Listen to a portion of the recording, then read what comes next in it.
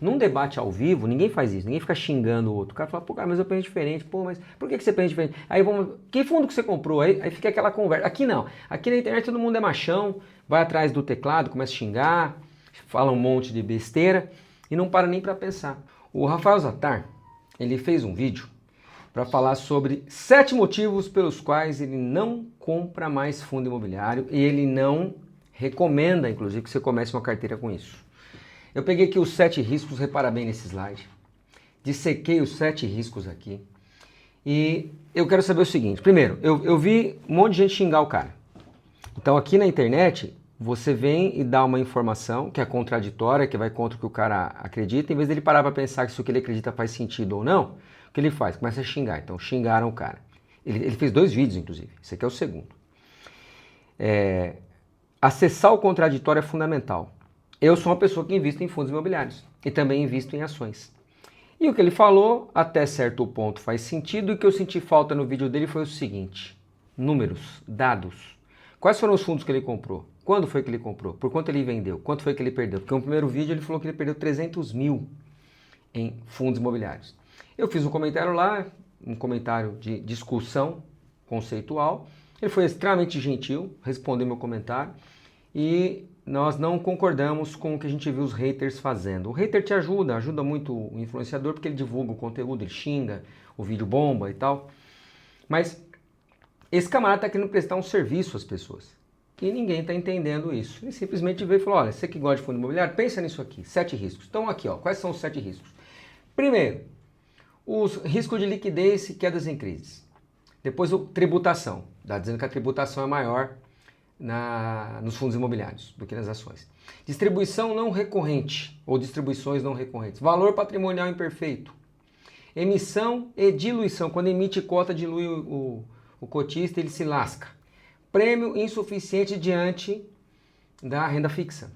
E mudança de tese da tese original. Então esses são os 7 riscos que, segundo ele, o afastaram de fundos imobiliários. Eu continuo investindo. Estou montando uma carteira, aumentando essa carteira, recomendando algumas pessoas a estudar fundos imobiliários para ver se faz sentido para elas. Então eu quis fazer o seguinte, tá, vamos ver se esses riscos são reais nos fundos? Ok, aparentemente são reais nos fundos. Uma vez que eu vi isso, eu pensei assim, será que esses riscos também são riscos que se aplicam às ações? Então eu teria que vender, se for, eu teria que vender toda a minha carteira, falar, eu não tenho nem ação nem nada, e eu vou pôr tudo em renda fixa, porque o Brasil é o país da renda fixa. Então disso se trata esse vídeo. Você quer entender isso? Fica comigo aqui até o final. E se você gosta do meu conteúdo, já dá um like aí, porque aqui vai vir muita coisa. Então olha só, ele vendeu todos os fundos imobiliários, mas a pergunta que fica é, esses riscos só existem em fundos imobiliários? E é isso que a gente vai investigar aqui. Muito bem, o que acontece? Negociar na bolsa não significa ter liquidez, ele coloca isso com muita propriedade. Tá? Então, liquidez e aí no vídeo dele parece ter uma pequena confusão. No liquidez eu consigo vender e comprar as cotas quando eu quiser? Ou vai estar vazio o book, eu não consigo vender e comprar nada? Né? O que ele está defendendo no vídeo, até onde eu entendi, eu tenho que vender sem estragar o preço. Posso vender, e o preço praticamente não vai cair, porque vai ter um monte de comprador absorvendo. Então, o que acontece? Esse medo de liquidez, de falta de liquidez, ele pode ser resolvido como? Se você olhar para o mercado. Então, por exemplo, quando você vai escolher um fundo imobiliário, deixa eu até parar essa apresentação aqui e abrir um outro slide aqui. Vamos ver o que a gente encontra aqui no... Vamos pegar aqui, ó. Pegar aqui mesmo. Vamos pegar o Status Invest. Então, se você pega o Status Invest, vem aqui e digita GGRC. Opa! GGRC. Um pouquinho que deu tilt aqui. GGRC 11. Aqui, beleza. O que acontece? Se você digita GGRC, você vem aqui e vê que a liquidez diária desse fundo aqui é 1.000, aqui é milhão, 14 milhões. Se você digita, por exemplo, aqui, ó, PEAM11, PEMA, também é um fundo imobiliário. Olha a liquidez diária do PEMA, R$15. Então, se eu escolher mal, eu vou ter fundo imobiliário com baixa liquidez, eu vou ter ação com baixa liquidez. E aí, como o Rafael não disse qual foi o fundo que ele comprou, se era um fundo com muita liquidez ou não, no momento de crise, pode ser que ele tenha uma baixa liquidez mesmo. Então, entende que a coisa é um pouco mais ampla. Você vai ter ação com muita liquidez e ação com pouca liquidez. Então, se você digitar ali Petrobras, você tem uma liquidez absurda. Você pode digitar uma outra ação que não tenha tanta liquidez, uma ação que não seja da moda. Lojas Quero-Quero, por exemplo, entre outras. Então, esse é um ponto que a gente precisa tomar muito cuidado, muito cuidado. Então, essa questão da liquidez precisa ser muito bem pensada, porque depende de como a gente escolhe, o que ativo a gente escolhe, a gente não vai ter liquidez. Então, teve uma crise de liquidez na pandemia, isso é verdade. O IFIX caiu aí, dependendo da janela de tempo que você pega, 32%, dependendo mais, dependendo menos. O petróleo saiu de $60 e caiu para $20. E o Ibovespa chegou a cair 12% num dia, arrastado pela Petro. E isso gerou uma crise de liquidez, tanto em fundo imobiliário quanto em ações. Então a gente pode dizer que em março de 2020, a gente teve uma crise absurda de liquidez que pegou tanto ação quanto fundo imobiliário. Então você vai ver assim, você vai ver ações como a Petrobras caindo aí nos seus 50%. Deixa eu até pegar aqui um canetão, até aqui, ó. 50% de queda. Enquanto fundos imobiliários, um fundo imobiliário específico aqui, o HGLG, caiu 32%, caiu menos. Então, houve um problema de liquidez tanto aqui, então mais vendedores do que compradores, então o preço vai caindo, e quem vende vai tirando o comprador da fila e o preço vai cada vez diminuindo. Então, isso não é falta de liquidez, isso é falta de comprador, certo? Falta de comprador e excesso de vendedor. Então, isso acontece tanto em ações quanto em fundos imobiliários, certo? Então, excesso de vendedores, falta de compradores, queda brusca no preço, prejuízo para quem precisou vender. Qual é a minha sugestão? Cara, não coloque o dinheiro na bolsa que você vai usar. Põe o dinheiro que você não vai usar. Eu mesmo fiz isso. Separei meu patrimônio em parte que eu ia usar, que eu posso usar, que eu acabei nem usando, e parte que eu não ia usar hipótese alguma nos próximos 10 anos. Eu vou querer ficar preso 10 anos? Não, se eu quiser sair, eu posso sair, inclusive hoje. Mas essa é a grande verdade. Então, a verdade é simples, o mecanismo é o mesmo. Ações e fundos imobiliários dependem do mercado secundário. Se não há compradores, o preço cai. Então, esse primeiro risco é um risco tanto para fundo imobiliário quanto para ações. Muito bem. Segunda coisa, tributação. Isso aqui se aplica mais para fundos imobiliários do que para ações. Isso aqui é uma coisa mais forte em fundos imobiliários do que para ações. Ou seja, o rendimento de fundo imobiliário geralmente é isento. Geralmente não, é isento. Mas se eu vender uma cota de fundo imobiliário, eu vou pagar 20% no ganho de capital. Tá? Então não há isenção para pequenas vendas. Isso tem em ações. Então o ganho de capital em ações é menos taxado, real, e tem uma isenção até 20 mil, que dependendo do tamanho do seu patrimônio, cara, não vai fazer quase nenhuma diferença. Você precisa vender 200 mil, só precisa de 200 pau. Eu tenho 200 pau em ação, vou vender. Isso vai fazer você ser tributado tanto, quase tanto, né, quanto em fundo imobiliário. Na verdade, você vai ter aqui uma tributação de 15%, enquanto no fundo imobiliário, para qualquer valor que você vender, 20%. Então, esse é um risco e é um problema real, mais para fundo imobiliário do que para ações. Mas qual é o nosso objetivo? Comprar e não ter que vender. E se tiver que vender, vender pouco. Vender mais para rebalancear, vender até 20 mil. Que deveria ser, inclusive, esse valor deveria ser corrigido, porque essa tabela, se eu não me engano, ela é da década de 90, meados da década de 90 em diante. Então, há que se ter uma correção nesse valor que a gente pode vender com isenção em ações. Mas em fundos imobiliários não existe isso. Então, esse é um risco que se aplica mais a fundos imobiliários. Mas se você é uma pessoa que compra e pensa em não vender, isso é uma coisa que talvez não faça muito sentido para você ou não tenha muito problema. Ou seja, o que isso significa? Sob o aspecto tributário, a venda de ações realmente possui uma vantagem sobre os fundos imobiliários. Porém, o imposto só incide quando essa venda for com lucro.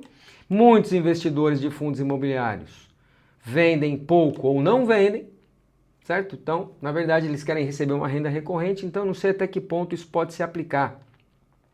O que realmente importa é o retorno líquido, que sobra no bolso do investidor todo mês. Então essa é a ideia do fundo imobiliário. Então eu fui analisar, porque o Rafael ele traz argumentos muito fortes e contundentes, você deveria ver esse vídeo.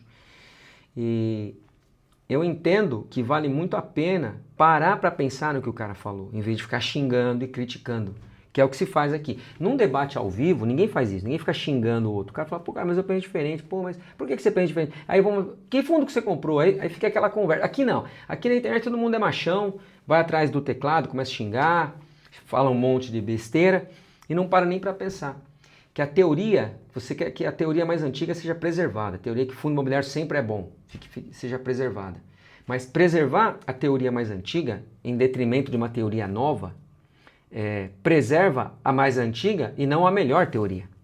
A gente não sabe se a mais antiga é a melhor. Eu sigo comprando fundos imobiliários porque eu entendo que esses riscos se aplicam tanto à ação quanto a fundo imobiliário e eu entendo que dá para selecionar alguns fundos imobiliários que fazem sentido na minha carteira. Então qual que é a conclusão? Fundo imobiliário tem uma tributação na venda menos favorável que ações, mas para quem busca uma renda recorrente e tem baixa rotatividade na carteira, vende pouco, talvez o impacto prático disso aí não seja um impacto tão significativo. Terceiro risco, distribuição não recorrente. Olha que coisa interessante. Fundo imobiliário, aqui você tem o KNRI 11 e aqui você tem a CEMIG. KNRI 11 e CEMIG. Olha que coisa bem interessante aqui. Ó. Você tem aqui lucro extraordinário com a venda de imóvel. Aqui mais especificamente o imóvel em Jundiaí. Qual foi o ganho de capital por cota? Isso foi repassado, evidentemente, para os cotistas em algum momento e também usou para amortizar a dívida. Tem que ler os fatos relevantes para entender, mas eu percebi que há uma oscilação no valor do pagamento mensal. Isso tem a ver com um lucro por venda de imóveis. Então, a crítica é, essa distribuição pode acontecer não frequentemente, porque o fundo imobiliário vende um imóvel, mas faz parte do jogo, do negócio. Então, se eu entendo o negócio, para mim tá ok. O que eu não posso fazer é achar que esse dividendo de 1,38, que possivelmente um pouco veio pela venda desse imóvel em Jundiaí, seja todo mês. Então eu preciso ler o relatório e entender o quanto o fundo paga por mês e quanto eu estou disposto a pôr meu dinheiro em risco para ser remunerado. Talvez eu queira remuneração acima da Selic, eu vou ter que esperar o fundo cair num valor tão absurdamente baixo para que o que ele paga por mês renda mais para mim do que colocar na renda fixa. Então essa é a ideia. A CEMIG também fez isso. A CEMIG vendeu uma participação que ela tinha na Light, ganhou uma grana, pagou dividendo, que não é recorrente e não há nenhum problema. Então esse risco de distribuição não recorrente, ele tanto acontece em fundo imobiliário quanto acontece em ações. Então veja, meu objetivo aqui não é criticar o Rafael, é pegar o que o Rafael falou que faz todo sentido e olhar que fundo eu entraria, que fundo eu não entraria, quanto que é o recorrente do fundo, esse recorrente me interessa se a cota estiver abaixo de tal valor, por exemplo. Aí tem que fazer valuation. Então, essa é a ideia. Eu trago esse slide aqui com uma série de detalhes, mas eu estou querendo ser bem objetivo. Então, tanto ações quanto fundos imobiliários podem ter pagamentos não recorrentes. Então, isso é um risco que se aplica aos dois. A conclusão é essa, ó. Esse não é um risco exclusivo dos fundos imobiliários. É um risco de análise. É um risco do cara falar assim, pô, olha só, esse fundo aí paga 1,38, beleza, vou comprar. Só por isso. Tá lascado. Não vai dar certo isso aí.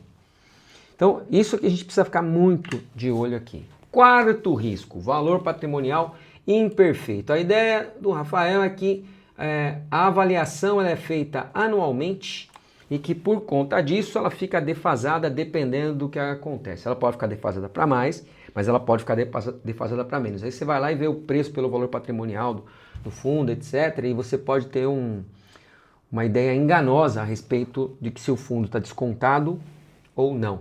Então, o que a gente pode colocar aqui? Os laudos podem estar desatualizados, e aí os cap rates e as taxas podem mudar, o fluxo projetado pode não se concretizar, e aí essa mudança que pode acontecer no mercado pode evidentemente fazer com que você tenha um laudo na tua mão ou um valor de um fundo que não seja o correto.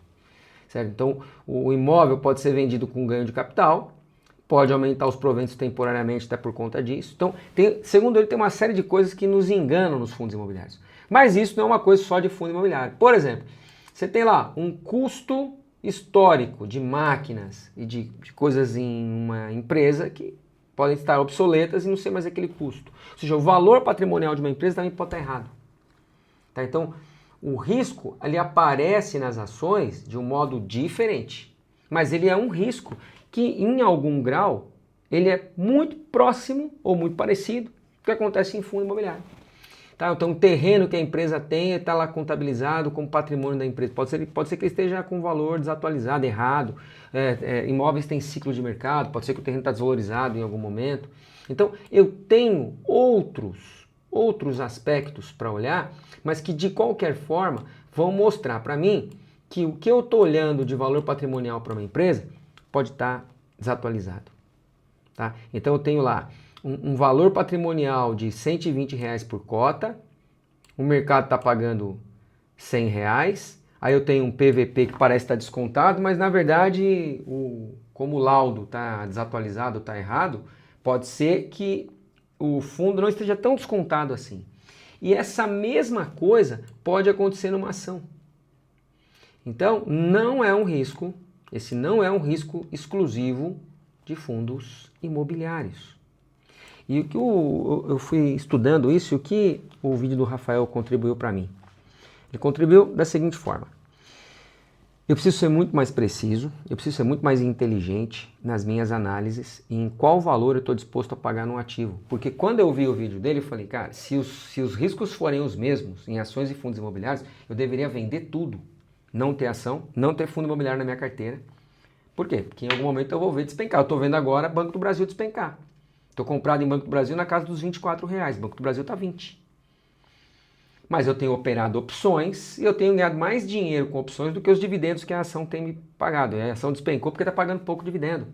Então, a gente precisa entender aqui de valor econômico de uma empresa. E o valor econômico tem a ver com quanto fluxo de caixa essa empresa consegue me pagar.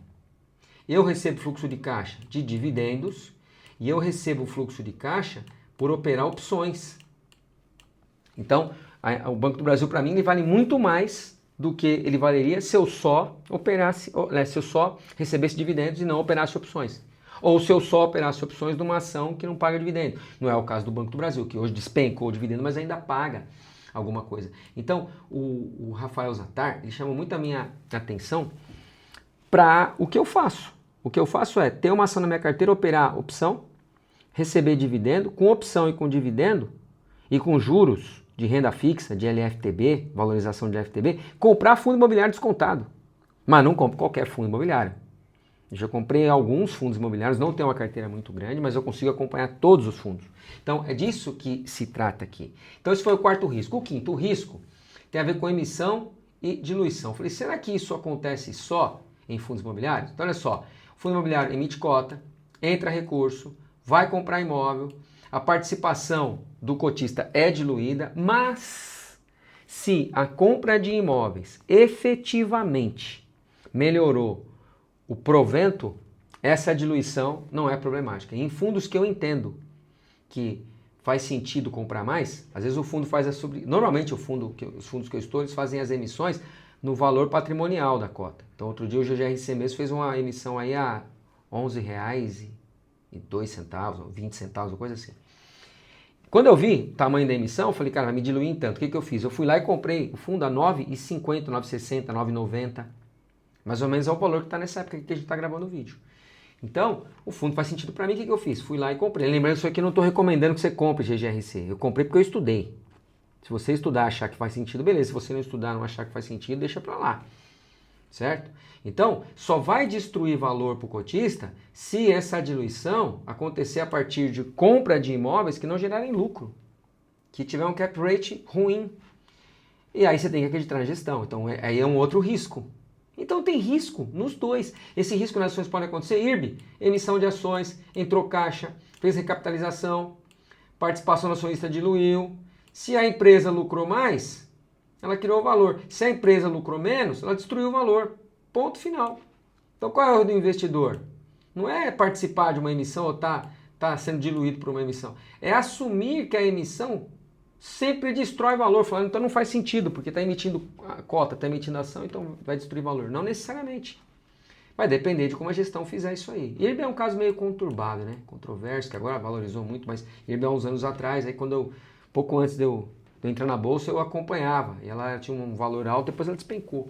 Então esse foi o quinto risco, que não é um risco só de fundo imobiliário. Sexto, prêmio insuficiente diante da renda fixa. Olha, a renda fixa no Brasil rende muito. Tá? Então, se a Selic sobe, o tesouro fica mais atrativo. Os fundos imobiliários precisam oferecer um prêmio maior. O que o pessoal faz? Começa a vender cota. E aí o que acontece? Se o prêmio tiver insuficiente comparado com o Tesouro Direto, na verdade, Tesouro Direto é uma plataforma, né?